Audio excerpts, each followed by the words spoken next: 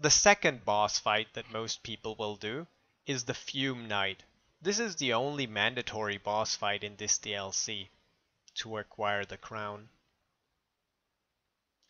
In general, this is a two-phase encounter, with the first phase being him using an ultra greatsword in his left hand and a greatsword in his right hand.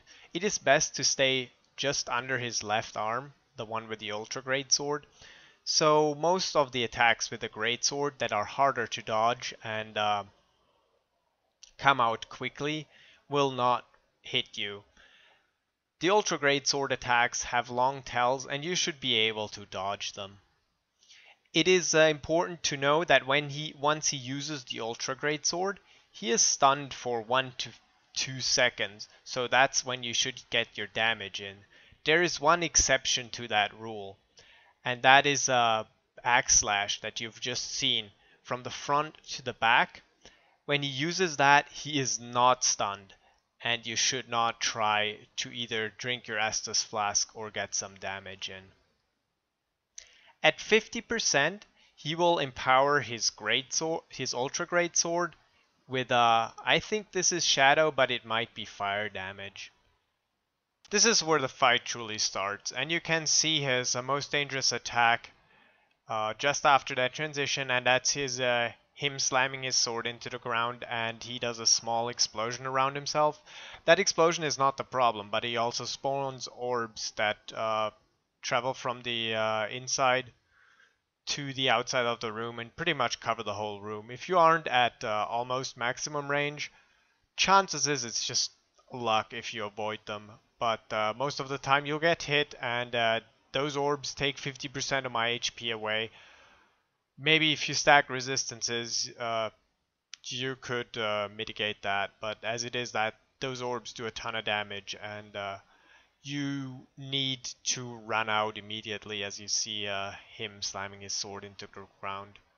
The second attack that is important is a slash that he does from the left to the right. It is a slow slash, but that slash does a ton of damage. At the end of the video, I roll into that slash, and it will take about 80 to 90% of my HP away. So if you are damaged and get hit by that slash, it's most likely game over. To avoid that slash, it is best to stay close to him. In general, in this phase, it is best to be close to him and be on his right side, meaning the one where he doesn't have the greatsword. In general, if you're on that side, it is much easier to dodge all of his attacks. The last thing you might want to know about this fight is something that has to do with his room. You cannot really see it very well in this video, but around his room are 4 of those Nadalia statues, and if he gets to a corner and the statue is still up, they will heal him for a large amount of HP. In general, you want to avoid that, and the easiest way to do that is to destroy all those statues and collect their soul fragments before you fight this boss. In the dungeon, however, you can only pick 11 up, so one of the Nadalia statues will stay up.